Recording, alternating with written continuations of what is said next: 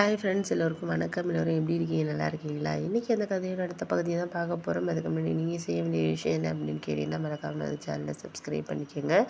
கீழே இருக்க பெல் பட்டனையும் கிளிக் பண்ணுங்கள். அப்போ தான் நான் போடுற வீடியோஸ் எல்லாமே உங்களுக்கு நோட்டிஃபிகேஷன்ஸில் வரும். ஸோ மறக்காமல் சேனலை சப்ஸ்கிரைப் பண்ணிவிட்டு வீடியோ பாருங்கள் ஃப்ரெண்ட்ஸ். வாங்க நம்ம கதைக்குள்ளே போகலாம். அதுக்கப்புறம் அவங்கக்கிட்ட இந்த மாதிரி பணம் இருக்குது அப்படின்னு சொல்லிட்டு கொடுத்துட்டு வந்துட்டோம். ஆனால் எனக்கு மனசு கொஞ்சம் கவலையாகவே இருந்துச்சு. என்னடா இது பொண்ணு கிட்டத்தட்ட இப்போ ஒரு 4 வருஷமாக சேர்த்து வச்ச காசை கொண்டு நம்ம தேவையில்லாமல் கொடுத்துட்டு வரோமே அப்படின்னு சொல்லிட்டு ரொம்பவே மனசு வருத்தமாக இருந்துச்சு. நான் அப்படியே கவலையிலே தான் வந்தேன். ஆனால் என் பொண்ணுக்கு அது தெரிஞ்சிடுச்சு. உடனே அவள் சொன்னா, "நீ ஒன்றும் கவலைப்படாதம்மா, இந்த மாதிரி காசு நம்மளுக்கு போயிடுச்சு அப்படின்னு சொல்லிட்டு நீ நினைக்காத, அதையே யோசிச்சுக்கிட்டு இருக்காத." ஆமாண்டி, நான் என்ன பண்ணுறது, உனக்கே தெரியும் நான் எவ்வளோ சேமித்து ஒரு ஒரு விஷயத்தையும் பண்ணுவேன், வீட்டு விஷயத்துலையா இருந்தாலும். இவங்க விஷயத்தில் நான் எப்படி ஏமாந்தனே தெரியலடி. ரொம்ப வருஷம் பழக்கம், நம்மளுக்கு எல்லாம் நம்ம கஷ்டப்பட்ட காலத்துலலாம் கொஞ்சம் காசெல்லாம் கொடுத்துருக்காங்க. நான் அதுக்கப்புறம் திருப்பி கொடுப்பேன். அதனால எனக்கு இப்போ என்ன யோசிச்சுட்டு இருக்கேன்னா, நான் என்னடா இது அப்படிங்கிற மாதிரி தான் யோசிச்சுட்ருக்கேன். இவங்ககிட்ட நம்ம தேவையில்லாமல் ஏமாந்துட்டோமே. இப்போ 25,000 நம்மளுக்கு தானே நஷ்டம். அதெல்லாம் யோசித்து பார்த்தா, அது இருந்தால் உனக்கு ஒரு செமஸ்டர் ஃபீஸ் கட்டலாம், எவ்வளோ விஷயங்கள் இருக்குது.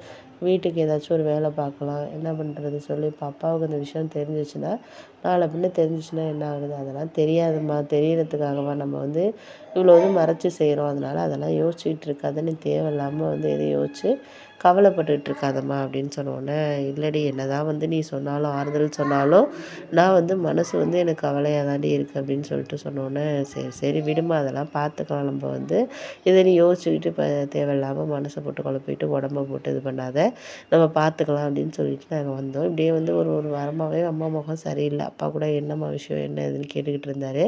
ஆனால் நான் என்ன சொன்னேன்னா, அதெல்லாம் இல்லைப்பா, அம்மாவுக்கு கொஞ்சம் ப்ரெஷர் இதாக இருக்குது, அதனால தான் மயக்கம் வருதா, அதனால தான் முடியலை அப்படின்னு சொல்லிட்டு சொன்னேன். அதுக்கு கேட்டதுக்கு அப்பா எனக்கு என்னமோ டவுட்டாக இருக்கே, எப்போ பார்த்தாலும் பேசிக்கிட்டே இருப்பா, ஒரு வாரமாக ஒன்றுமே சரியாகவே வீட்டில் பேசவே இல்லையே, என்னம்மா பிரச்சனை அப்படின்னு கேட்டார். அதெல்லாம் ஒன்றும் இல்லைப்பா, அம்மாவுக்கு உடம்பு முடியல அப்படின்னு ஹாஸ்பிட்டல் வேணால் அழைச்சிட்டு போயிட்டு வாயேன் அப்படின்னு சொல்லிட்டு இப்போ காசு கொடுத்தாரு. நான் சொன்னேன், அதெல்லாம் வேணாம்மா, நான் அழைச்சிட்டு போயிட்டு வந்துட்டேன் அப்படின்னு சொல்லிட்டு அப்புறம் அம்மாகிட்ட பேசினேன். நீ இப்படியே அமைதியாக இருந்தேனம்மா, அப்பா கண்டுபிடிச்சிருவாரு, நீ தேவையில்லாமல் இது பண்ணாத அப்படின்னு சொன்னோன்னே, அப்படியே ஒரு ஒரு மாதம் போணுச்சு. அதுக்கப்புறம் பக்கத்து வீட்டில் பணம் வாங்கினவங்களோட பையன் வெளிநாட்டிலேருந்து வந்திருந்தார். அவர்கிட்ட இந்த விஷயத்த அவங்க ஒய்ஃபு சொல்லியிருக்கும் போல இருக்குது. அதுக்கப்புறம் அவர் என்னை பார்த்தாரு, அவங்க பையன். இது மாதிரி அப்படின்னு சொல்லிவிட்டு அப்புறம் அவர் சொன்னார், இது மாதிரி நீங்கள் ஒன்றும் கவலைப்படாதீங்க, இதில் 15,000 இப்போ பணம் இருக்குது. நான் வெளிநாட்டுக்கு போனதுக்கப்புறம் நான் 2 மாதத்துல போயிடுவேன். அதுக்கப்புறம் நான் பணம் அனுப்புகிறேன். பணம் அனுப்புனதுக்கப்புறம் என் ஒய்ஃபுக்கு கொடுப்போம், நீங்கள் ஒன்றும் கவலைப்படாதீங்க அப்படின்னு சொல்லிட்டு 15,000 பணத்தை என்கிட்ட கொடுத்தாரு. அப்போ தான் எனக்கு கொஞ்சம் சந்தோஷமாக